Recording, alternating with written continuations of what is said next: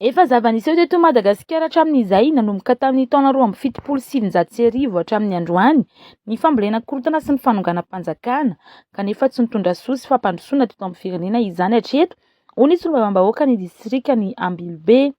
Tokony atao fandraisana ny lesona ary anarenana ny leso ka hoy ny fanazavana ny zava-nisy rehetra teo aloha. Ny zavatra nandalovanao dia akanao lesona fa oka tsy fatoriny lasa antsika, ny olona fatoriny lasa ane tsy afaka androso aleoa ny lasa atao fakana lesona, tsy ho adino fa fakana lesona.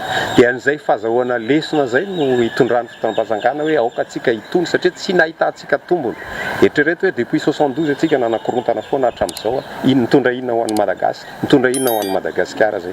Dia zay nahazahoantsika lesona hoe aleo tsy hisy korontana, ho hisy ny alternance démocratique hitondratsika amin'ny fampitomboana ny toekarentsika ampivoatra n'ity firenentsika ity zay. Ka zay fomba ratsy zay no ialantsika. Tsy fotoana ny fambolena korontana intsony nefa izao, indrindra taorian'ny fantanterahana ireo fifidianana ny fandimby teto Madagasikara tao anatin'ny roa taona izay mamaritra ny safidin'ny vahoaka malagasy ho hiatrany ity solombavambahoaka ity.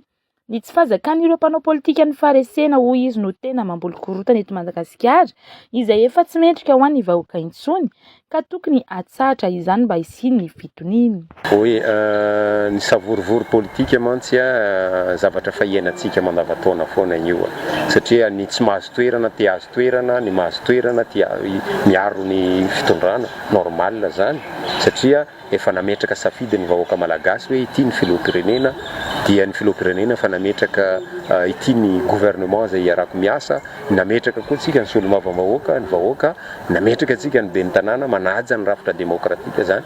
Dia mazava ho azy fa ny tsy mahatanty resy dia tsy maintsy hijery foana hoe ahoana ny destabilisena ny zavatra indro-kely ao anatin'ny fitondrana dia ino no volena korontana ararotina dia mila fitoniana ny malagasy. Efa manomboka mampianatra ny mpanao politika ampitsara ny fanakorotanana ihany koa anefa ny vahoaka malagasy etsekilany ho hiatrany ity solombavambahoaka ity ka tsy voatarika amin'ny fanakorotanana intsony ny vahoaka, indrindra amin'izao akatoky ny fandraisana ny fivoriam-beny eto amin'ny Ramasimbe Indiana izao izay raisy ny Madagasikara koa ilana araka izany ny fitoniana tanteraka raha ny fanazavana.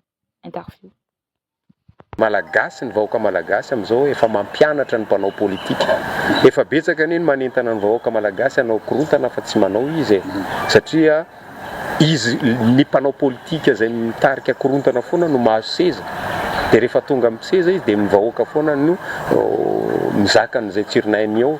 Ny fiainany tsy miova, ny tsisy miova nefa ambolena korontana dia mahazo seza ny olona dia eo izy. Ka amiko zany efa mampianatra ny mpanao politika ny vahoaka malagasy hoe efa tsy mila korontana, aleo hisy ny alternance démocratique amin'ny 2028 misy fifidianana filoham-pirenena, aleo manomana hilatsaka amin'izay zay olona tia hilatsaka fa tsy anakorontana dia ho rava dia ny ekonomitsika zay mba fa sasahirana zao dia vao maika hitotongana koa.